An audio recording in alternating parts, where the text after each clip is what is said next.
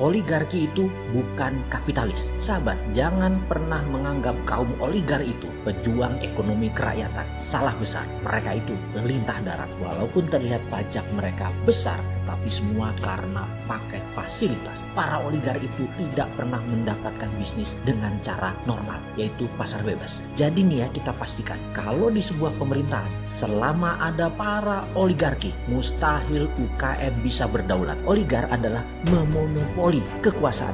Mereka bisa merubah peraturan sebuah pemerintahan. Mereka bisa membeli pejabat. Mereka bisa menjadi penguasa tunggal atas sebuah produk atau komoditas. Tapi yang tersering kalau di Indonesia itu adalah dari komoditas. Oligar itu anti pasar bebas. Oligarki sesungguhnya tidak bisa menang berbisnis dengan pasar bebas. Namun mereka ubah peraturan sebuah negara dan untuk itu mereka mampu. Karena itu kembali ke pernyataan awal. Selama ada oligar di sebuah pemerintahan, UKM tidak akan menang. BUMN masuk oligar kah? Ya pasti. Karena itu saya jauh-jauh hari kalau ini adalah prinsip saya pribadi, yaitu saya mengatakan saya anti negara berbisnis karena itu pelanggengan oligarki dan itu anti ekonomi kerakyatan, anti UKM. Tidak mungkin sila kelima akan terjadi di Indonesia, yaitu keadilan sosial bagi seluruh rakyat Indonesia. Tidak mungkin. Bullshit aja bisa nolong UKM, bisnis kerakyatan, namun masih ada BUMN dan oligarki swasta berkuasa. Itu adalah sebuah prank besar.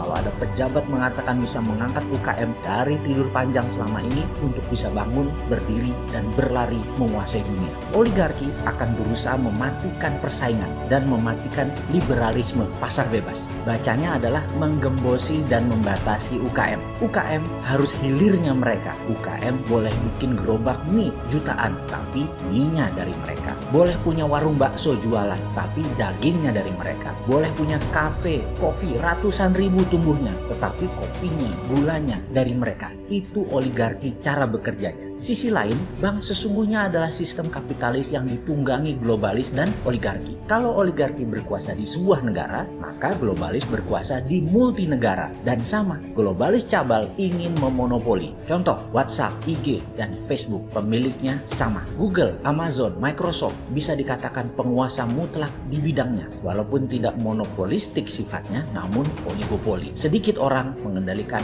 pasar tertentu. Microsoft sudah ratusan kali digugat di berbagai dunia dalam urusan bisnis memonopoli ini dan selalu bisa selamat. Di Amerika sendiri, Microsoft sudah 2 kali dituntut oleh Kongres dan selamat. Hebat memang para globalis itu. Rothschild memonopoli dolar dan tidak pernah ada yang bisa nuntut. Begitu juga keluarga Oppenheimer dengan berlian The Beers-nya. Panjang kalau kita cerita tentang globalis cabang. Diurai perlahan satu-satu. Panjang, sabar ya, nanti kita akan sampai.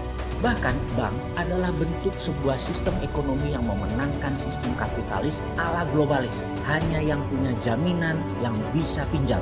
Jadi kita para rakyat kecil, duitnya dikumpulin di bank, tapi tidak bisa buat pinjam karena hanya 10% manusia yang punya jaminan, yaitu mereka yang kaya dan dekat dengan kekuasaan atau yang bermain dengan para oligar. Dan sedikit sekali yang bisa bermain di sana yang murni dari pasar bebas. Tiongkok yang dipuja-puji oleh banyak pejabat saat ini adalah negara berbisnis dengan menggunakan sistem oligarki. Namun swastanya didukung oleh pemerintah untuk menggarap pasar domestik. Dia belah-belah itu sisi pasarnya. Jadi kalau mau tiru Tiongkok itu total tirunya. Jangan ikuti maunya Tiongkok seperti saat ini. Tiru total adalah seluruh proyek BUMN Cina pakai duit renminbi yang uang tersebut dicetak berdasarkan proyek. Nggak usah pinjem asing, cetak duit. Indonesia bisa lakukan itu. Semua proyek nasional pakai print money. Swasta di Tiongkok pakai mekanisme pasar normal biasa dan dukung dengan peraturan, yaitu perusahaan internasional batasi mainnya di lokal sampai swasta nasional menang. Jadi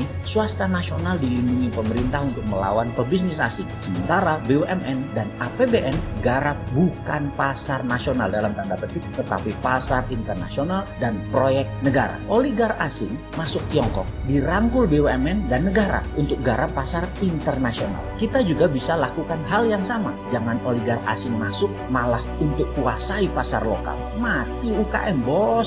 Bagaimana sih mimpin negara? Oke, informasi sekilas tadi sudah mulai terang benderang kan melihatnya. Wes ndang cepet dikerjain, ra usah kakean mikir ben ora ketok lemah. Apa perlu gua nih masuk got sekarang? Ntar pada panik lagi, nesu, marah-marah, kirim buzzer. Ya sudah, pakai aja idenya. Awas ya nggak dijalani, gua masuk gorong-gorong beneran nih.